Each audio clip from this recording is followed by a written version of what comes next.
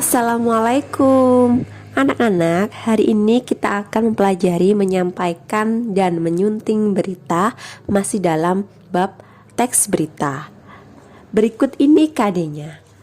4.1 menyajikan data dan informasi dalam bentuk berita secara lisan dan tulis dengan memperhatikan struktur, kebahasaan atau aspek lisan meliputi lafal, intonasi, mimik, dan kinestetik. Sedangkan untuk tujuannya, yang pertama, peserta didik mampu menyajikan data dan informasi dalam bentuk teks berita. Yang kedua, peserta didik mampu menyunting teks berita. Untuk submateri yang kita pelajari hari ini ada dua, yaitu langkah-langkah penyampaian teks berita. Kedua, aspek-aspek yang harus diperhatikan dalam menyunting berita. Mari kita pelajari bersama.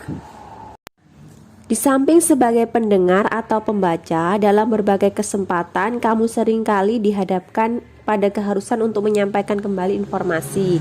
Misalnya ketika mendapat pertanyaan dari seseorang tentang isi berita yang pernah kamu dengar. Mau tidak mau, kamu harus menceritakan kembali berita tersebut apa adanya. Di sini kamu tidak harus menghafal semua berita, cukup memahami ide pokok dari berita tersebut. Lalu, bagaimana langkah-langkah penyampaian berita tersebut? Nah, berikut ini langkah-langkahnya. Yang pertama, menentukan sumber berita, yaitu berupa peristiwa yang menarik dan menyangkut kepentingan orang banyak. Yang kedua, mendatangi sumber berita, yaitu dengan mengamati secara langsung dan mewawancarai orang-orang yang bersangkutan dengan peristiwa tersebut. Yang ketiga, mencatat fakta-fakta yang berkaitan dengan adik Simba. Yang keempat, mengembangkan catatan tersebut menjadi teks berita yang utuh, yang disajikan mulai dari bagian penting sampai yang kurang penting.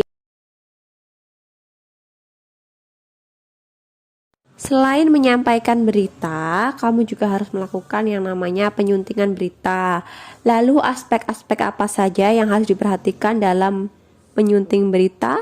Berikut ini aspek-aspeknya. Yang pertama, kebenaran isi berita. Kebenaran isi berita ini ditunjang oleh kekuatan fakta-faktanya. Yang kedua, kelengkapan isi berita yang ditandai oleh hadirnya unsur-unsur adik Simba. Yang ketiga, struktur penyusunan berita yang dimulai dari kepala berita sampai ekor berita. Yang keempat, penggunaan bahasa yang terkait dengan keefektifan kalimat, kebakuan kata, dan ketepatan ejaan dan tanda baca. Bagaimana anak-anak, sudah paham?